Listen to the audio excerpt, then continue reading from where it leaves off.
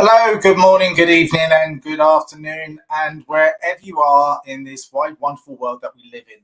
You're welcome to the Soft System Size to Sales, and each week we are distilling a different part of the sales process, and we're going to be looking at all different facets around the sales process, including behaviors, attitudes, body language, some soft skills, and then some hard skills about technology and CRMs and pipeline management and all those wonderful approaches that we have.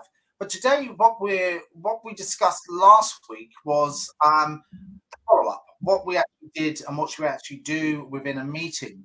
And today we're talking about fact finding and really understanding the questions that you can actually ask the client uh, after the meeting, just to unpeel the onion. The whole idea of this conversation is not to sell, but to ask lots of questions about their business, what they do, practical applications behind this. So, for the next 20 minutes or so, this is what we're going to be discussing. If you have any questions as well, please add them into the chat. Or if you have any ideas of how you would work in your situation and within your business, look, it's all about sharing and growing of knowledge. It's all about understanding how other people's do it, but we can just give us our approach from our knowledge and from our experience of being in sales, being trainers, and understanding the process behind this. And so we can make it just easier for understanding. So, Shay, as always, you're here as my sidekick to help us along the journey. So you're very welcome, Shay. Thanks, Jason. Thanks a lot. And as we always talk about in the background, like I always think sales is the most difficult process in business, right? On many different levels. And now we're getting into the nitty gritty of the process. So if you're going to go down this far in the funnel to fact finding, you want to make damn sure that this has a good chance of becoming a sale. And also, Jason, damn sure that you're not going to mess it up for something you didn't do or some information you didn't collect. Yeah. Because, the last thing you want to do is when you get to submit that proposal. And I always talk about, the apprentice, like when they're all in the room, they've been given a list of things to do, and they go into the room, Alan Sugar's going, well, you're asked to do 10 things, you only did 5. You're fired. Like, Yeah. this is such an important part of the sales process to get right. And if you don't, it's just going to cost so much money that you're going to spend more time, waste the client's time, waste your time, and you're not going to get the sale. So it is so important to get really systematic at this stage of the funnel so you don't waste time. Yeah, and look, I always like to think of questions in advance that I could possibly say, but I don't want to run through a script. So before you have that meeting, before you go into that next step, is you've had that meeting, but you really want to sort of unpeel the areas and unpeel the onion a little bit further. So looking at areas that you could possibly discuss, like we suggested last week, you shared a document, you do this, that, and the other, but you don't know what you don't know at the moment. So I think you just have to clear your head and write some questions that you might potentially ask. I know when I do podcasts and when I do training or anything, I always write a lot of questions of exploratory questions that I could potentially ask the participants. But when you're on a one-on-one and you're going in fact finding, you have to be quite strategic behind this. So I think it's a good practice to write some questions out. You might not ever use them, but what you are doing is you're getting your brain into focus about this is the mindset I need to be in when I do ask questions. But again, it's all about using questions, but really understanding what the answers actually mean. So you might not ever look at any of the questions that you said, because what you are doing is you're formulating and you're listening to all different areas of what's being said by the other person once they receive the information. And normally, it's a bit techie, soft skill, but they receive the information 5 seconds afterwards and then they're computing it in their heads. It's the same way that you respond to the question as well. Like you're responding it and you're holding your time and you're taking a little break to understand and just clarify what's being said. So next you can ask another question. Yeah, but that's it, Jason. And like, even again, we were talking about you have your first meeting. So the first meeting could be literally just a get to know you meeting, right? It could be you're learning about the business, you're learning about some of their pains at a high level, right? But it's more about trying to find synergies in the beginning, right? And then once you agree that, yes, there's a potential here, then you want to go a bit deeper, Jason, right? And that could mean another 1 or 2 meetings, depending on what you're selling, right? If it's something simple, it could be quick. But if you're selling a big service, it could be 3 or 4 meetings, for example, with multiple stakeholders. But one thing I like to clarify first, going back to your list of questions, I have a few qualifying questions that I ask in terms of my services to my customers, because like yourself, we're consultants, we help companies. So it's quite an involved process. It's not just, oh yeah, let's do this, go ahead, let's figure it out later. No, it's an involved process, right? But one of the first few things I like to get clear, Jason, in a very nice way, is qualifying questions like, how much is the business motivated to do something about this? Is it in their timelines for this year? Do they have a budget already put aside for it? For me, they're important questions, so I know. But even also in a very nice way, Jason, but also sometimes it's to trigger them. Oh yeah, I have to do all this stuff in the background. So they better start doing it so it doesn't delay the process going forward.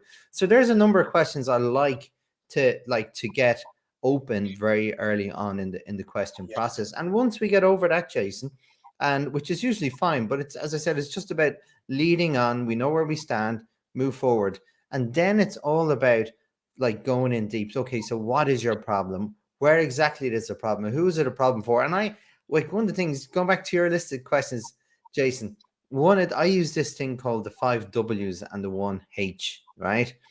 Where is it a problem? When's it a problem? Who's a problem? Who is it a problem for? And so forth. It's the 5 W's, and then it's the H. How is it a problem, and why is it a problem?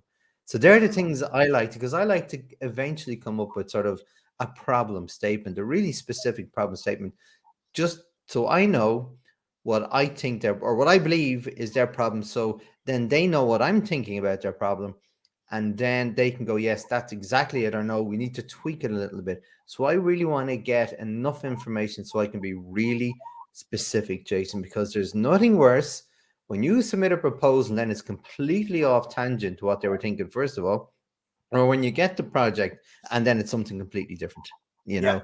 So it's so important. And these questions, Jason, the more questions you ask, the more questions you need to think of asking, because you have to get deeper and deeper all the time. Yeah, sometimes what I've done before in the past is I would send some of the questions in advance of going to meet them or doing it on Zoom or whatever, just so that they're thinking about it. Because do you have a budget or however you want to frame it? What does your budget look like? You might want to say, put that in advance, because you might just be wasting your time. So, well, what's the point in meeting if you're not already thinking about things? So that's a suggestion for something that I've done before in the past, just to get away from that. And then, because the money's always going to be that stumbling block that everyone thinks about, but we haven't really got there yet anyway, because we haven't really found the value. We haven't really found the problem, because all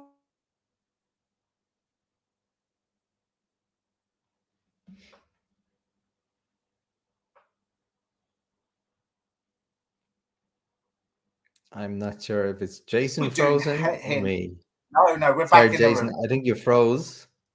I froze, but I'm back, hopefully. You're back. You went through the magic door, I think.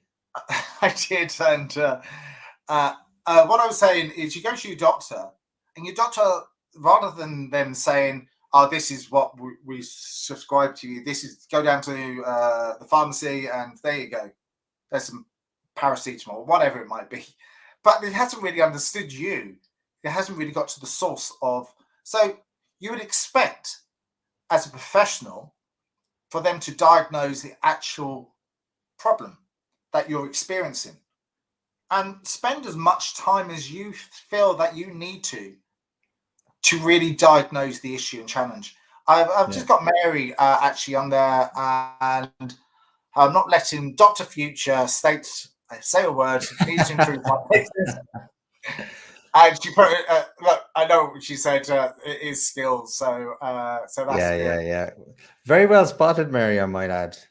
You know, I'm only joking. But I think, Jason, that's a really good analogy. And I'll give you, like, I had this experience with a doctor. I was having health issues, and I've told you this story before, but I knew they were allergy related. So I decided not to go to a doctor. I went to an allergist, like a very well respected allergist in Dublin that was recommended to me. And it was the first time I experienced like this type of like how did he come to his like diagnosis for me? Because normally say a few symptoms, here's a pill, go to the pharmacy. He did a process of elimination. He was asking me questions and questions and questions, Jason. And then he goes, well, it's not that, and it's not that. And he kept narrowing down the field, and he said, it's one of two things, and I'll know what issue that is. All I needed you to give up sugar and yeast for 3 or 4 days, and I'll know, and tell me how your symptoms improve. They improved within 2. So he knew there was what the issue was. And that was like, that really made me feel warm inside to hear somebody do that process of elimination to get to root cause as opposed to treating the symptoms. And that is exactly the way you should treat it when you're sales. You're trying to diagnose a problem. You're trying to get to root cause so then you can provide the solution for that. So the more you can fact find, and sometimes, Jason, it can be quite frustrating because it's not an easy process sometimes, because you'll get a list of questions answered, and then when you read the answers, you go, well, I have to ask more questions, you know, because it opens up your mind. For a lot of people is describing the problem, describing this is what I can do for you, and before you do that, you've lost.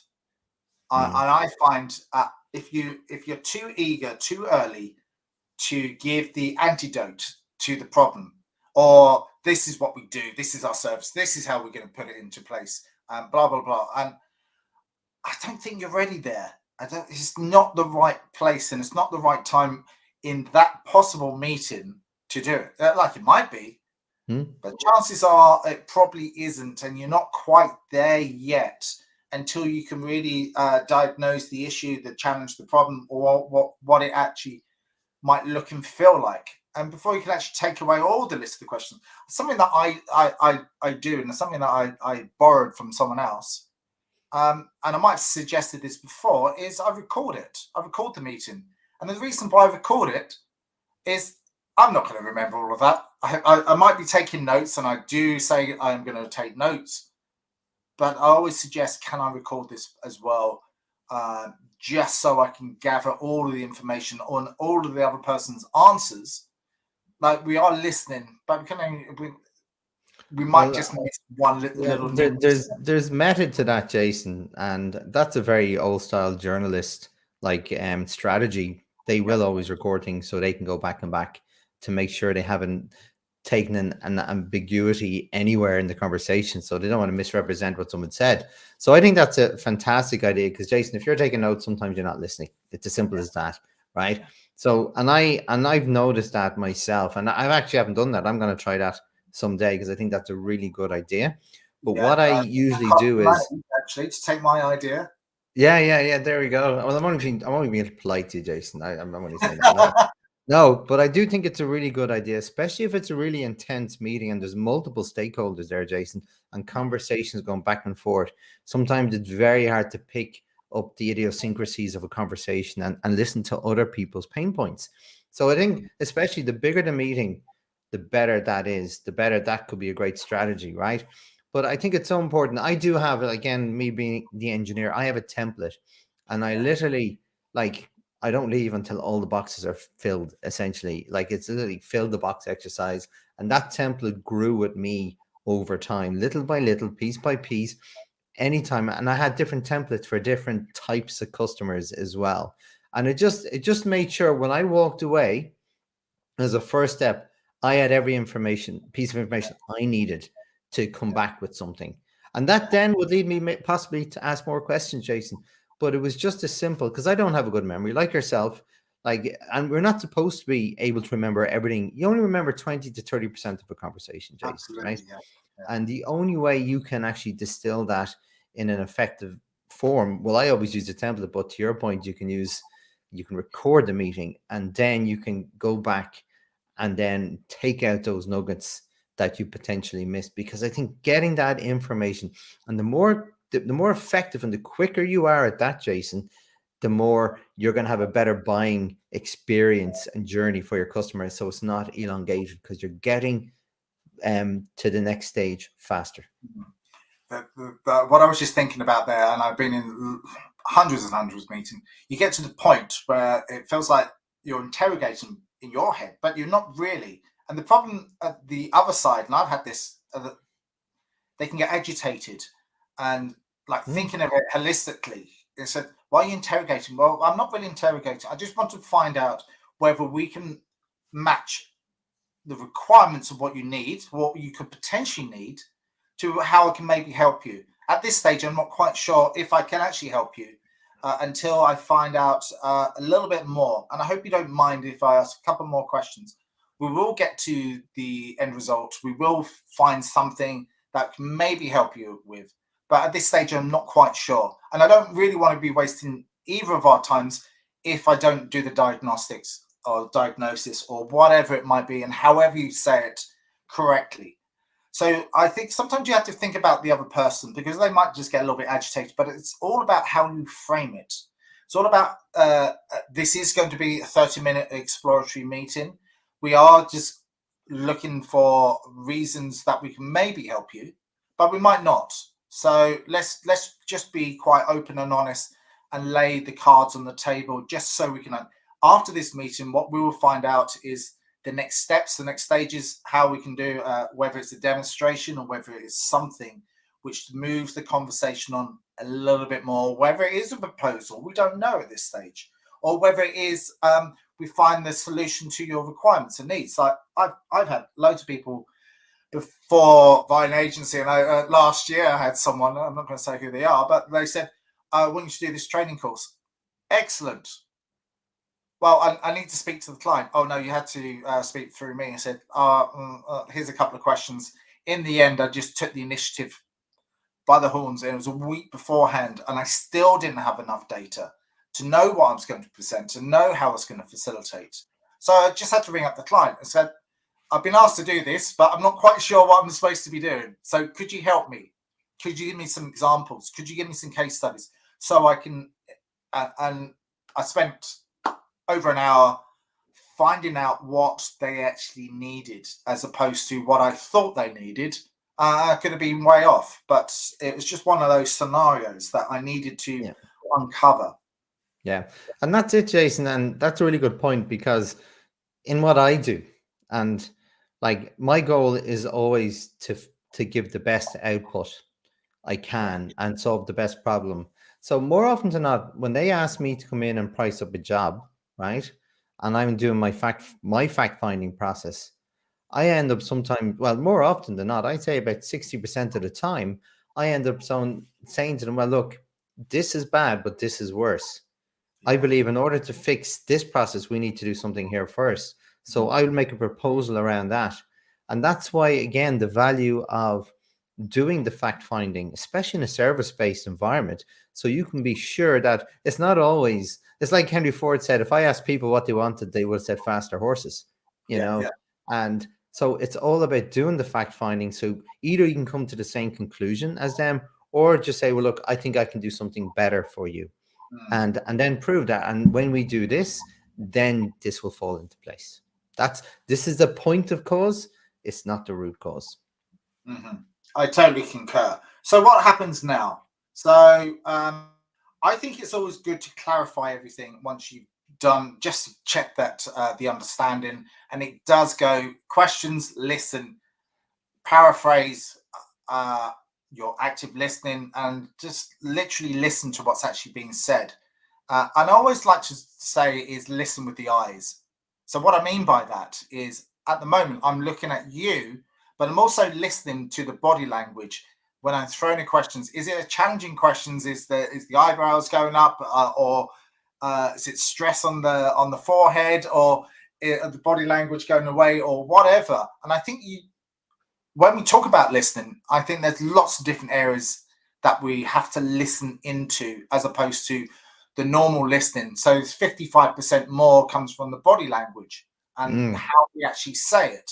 So I think you have to take on board all sorts of listening skills to really sort of develop that understanding of the client, whether they're being invasive. Maybe you might have to reframe the question slightly, and then like I always like to say, if you're going to a posh restaurant, the guy comes around and gets the orders, but he remembers everything. But what he does do at the end of taking all the orders, said, you're going to get this, you're going to get this, you're going to get that, you're going to get a medium rare, and you're going to have that chatting off the pat. So what he's done, he's just said what everyone else has said, and he's just listed it back to them and handed it back to them. Is that right? Is that correct? Like it might be a cheesy analogy there, but it's straight to the point of listening to understand, and the understanding of the cause of the challenge or the problem or whatever it might be. So it's actually actively listening in all senses. No, I totally agree. And it is that whole clarifying it is really important. And I would do the same, Jason. After every meeting, I will always do a little summary just to clarify, is this what you got out of this meeting? And if there's any corrections, please do, because I want to make sure I'm proposing exactly what you need, not what I think or what I interpreted, or like by accident, maybe. I took something out of it that wasn't, because words are open to interpretation, Jason. And even then, when like I could be working with one stakeholder in a business, and I've gone through 3 meetings, and then they bring in wider stakeholders, and all of a sudden someone says, no, we don't want to do that, we want to do this, and the whole thing is changed, and that happens, a lot. Because here's the thing, Jason, again, going back to my own experience, the more they can learn about you, the more they can see how they can use you in a particular environment to get the best out of you too. And I find that often happens as well, because I try and bring them on a journey. And I told you before, I always try and add value before the sale. So I'll give them a demo as opposed to just wasting time in a sales meeting. So then they can see what I'm about. Then they have a better understanding of how I can help them. And then we look for synergies. But again, this whole qualifying process, this whole fact finding, again, at the very least, Jason, it's about figuring out if there's a good fit between you and them. And that's super important at the very least, because you want to know, should you exit the process or should they exit the process as soon as possible? Yeah, I totally concur with that. And again, I think we've spoken about this before. Time is money on both sides, especially within our process, because we don't want to be wasting lots of time, effort, money. Like we could be sucked in a day with doing a proposal, for an example, depending on how in depth it is. And for us to be wasting our time, that's a day that we could have been doing something else. Jason, you know what? It took me a few months of doing those things to realize I'm wasting my effing time. And I remember just being so angry with myself. I was doing meetings for the sake of meetings. And I realized, what am I doing? What am I doing? And I didn't know any better. But eventually, when I started to realize time is money, especially with sales, I really pinned down, because I hate, one of my pet hates in life, Jason, is wasting time, unless it's on my own time, unless I decide I'm going to sit down and watch a movie now. But that's your time. That's for, yeah. I would like to say to myself, when I find myself off track, what's the best use of my time right now? And I repeat that to myself like a mantra in my head, because am I wasting my time, or am I doing activities that can produce really good results? And look, I think we discussed this because it's I think the next step of what we need to be discussing next week is always like to look at the following step. I think we should be looking at pipeline management, and the management of where we actually are is another step along the journey. Is this right? Is this the right lead? How can we move it on to the next step? is it a real lead? Is it 20%? Is it 80%? Or let's have a look at different areas. Yeah, no, I think that's a really good point, Jason, because it's not like, and again, this is why I go back to sales is not an easy process, because if you're doing a manufacturing process, you know you're going to start there, it's linear. But if you've got, say, 20 hot leads, they could be all at different phases and different stages of the funnel.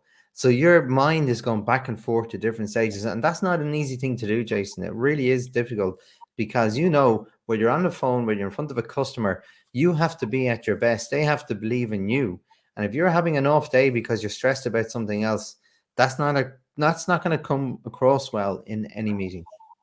What I like to say, if you're in the room, be in the room.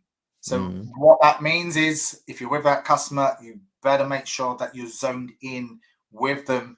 So it's their time as well as your time. So you have to make sure that you give maximum effort into whatever you're doing, if you're facilitating or whatever it might be. So did you want to do a breakdown of what we discussed, and then we'll look forward to next week?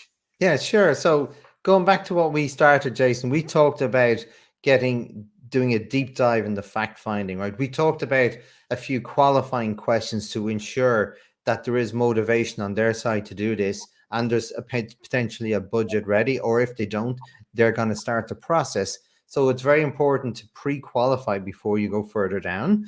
And then we started talking about the different strategies of how you make sure you get all the information out. As you said, you like to use a recording device. I have my funky templates that I use for different types of meetings, and I literally fill in the blanks. But the goal is to collect as much information as possible.